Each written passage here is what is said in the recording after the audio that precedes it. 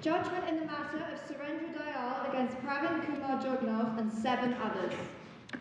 Dame Sue Carr will hand down the judgment of the court.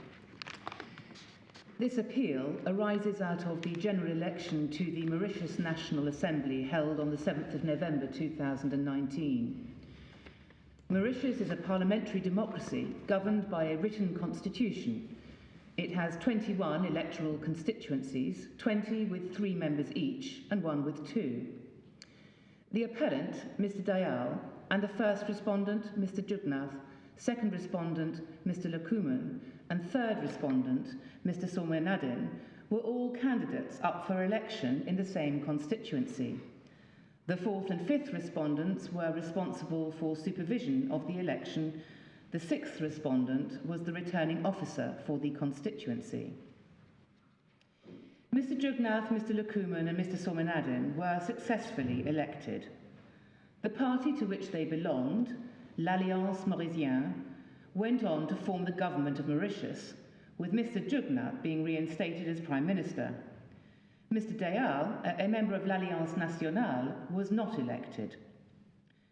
Mr. Dayal sought to challenge the election of the first to third respondents and issued an election petition under Section 45 of the Representation of the People Act 1958, Mauritius. I will refer to this as the Act. He claimed, amongst other things, that their election was obtained by reason of bribery and treating for the purpose of Section 64 of the Act. He submitted that accordingly their election should be declared invalid and void. Specifically, Mr. Dayal alleged that promises made by Mr. Jugnauth during the election campaign, namely to increase the basic retirement pension, accelerate forms of public sector pay and terms, and pay one-off performance bonuses to police officers, firemen and prison officers, constituted bribery. In addition, Mr. Dayal alleged that food, drink and entertainment provided at an event organised by the Ministry of Social Security, at which Mr. Jugnauth spoke, constituted treating. In August 2022, the Supreme Court of Mauritius made a number of findings of fact and, on the basis of those findings, dismissed the petition on all grounds. Mr. Dayal now appeals to the Judicial Committee of the Privy Council with the leave of the Supreme Court of Mauritius. For reasons given in the judgment we are handing down, the Board unanimously dismisses the appeal on all grounds. On the basis of its findings of fact, the Supreme Court of Mauritius was right to conclude that the first to third respondents were not guilty of bribery or treating. No criticism is made of the fourth to sixth respondents, who appeared before the Board to assist on general matters relating to the background, scope and interpretation of the relevant legislation. Section 64 is directed at preventing private inducements to the electorate to vote by reference to arguments other than the public good. The purpose of Section 64 is to prevent corrupt practices, such as the buying of votes. There must be some bargain between the candidate and the voter by which money is paid to or other valuable consideration conferred on the voter in return for voting in a particular way. Normal electoral campaigning does not fall foul of Section 64. The mere fact that a promise is made to the electorate that represents money and is designed to win votes does not mean that an act of bribery has been committed. Whether there has been illegal bribery or treating will always be a question of fact and degree. In some cases, it will be obvious that bribery has taken place. In others, it will be necessary to consider all the relevant facts and the surrounding circumstances in detail. So there is no hard and fast rule or test, rather a flexible approach tailored to the facts of each case is required. The literal interpretation of the Act advanced for Mr. Dayal would make it impossible for any candidate to campaign on a general policy that would provide a financial benefit to a group of voters, such as taxation. This would produce absurd results and undermine the principle of free and fair elections.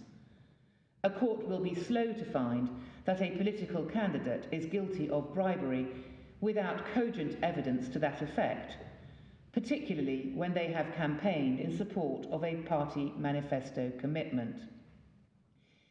In the present case, the Supreme Court of Mauritius was fully entitled to conclude that bribery was not made out on the facts and that this was normal electoral campaigning.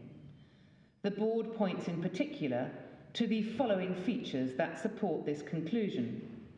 First, that the pension and public sector pay proposals were made in open and public, allowing criticism and debate. Secondly, the proposals had been the subject of prior political debate and carried transparent underlying reasoning. Thirdly, the proposals related to manifesto pledges. Fourthly, the proposals related to important and sensitive topics of public interest. Fifthly, the subject matter of the proposals was also the subject of proposals by other candidates or political parties. Sixthly, the proposals were generic and of nationwide impact, not limited to members of the individual constituency. Seventhly, there were several weeks between the proposals and polling day, and over a month between the event at which food, drink, and entertainment were provided and polling day. Eighthly, the proposed benefit was not contingent on particular individuals voting in a certain way. Ninthly, there was no bargaining between candidate and voter. Tenthly, there was no question of private funding behind the proposals. 11thly, implementation of the proposals was contingent on future, potentially uncertain political events, including parliamentary vote. Finally, there was no finding that the proposals were unreasonable or that they carried any element of deception and/or extreme exaggeration. With regard to the allegations of treating, the event in question took place well before polling day, and the food and drink were provided by the Ministry of Social Security, not by any of the first to third respondents. It was an annual event that was attended by voters from all over Mauritius, not just those in the individual constituency. There was no evidence that any voter was corrupted. Given the Supreme Court of Mauritius's findings of fact, there was only one possible conclusion, namely that none of the respondents could be said to be guilty of illegal treating. The appeal is therefore dismissed. Thank you. The court is now adjourned.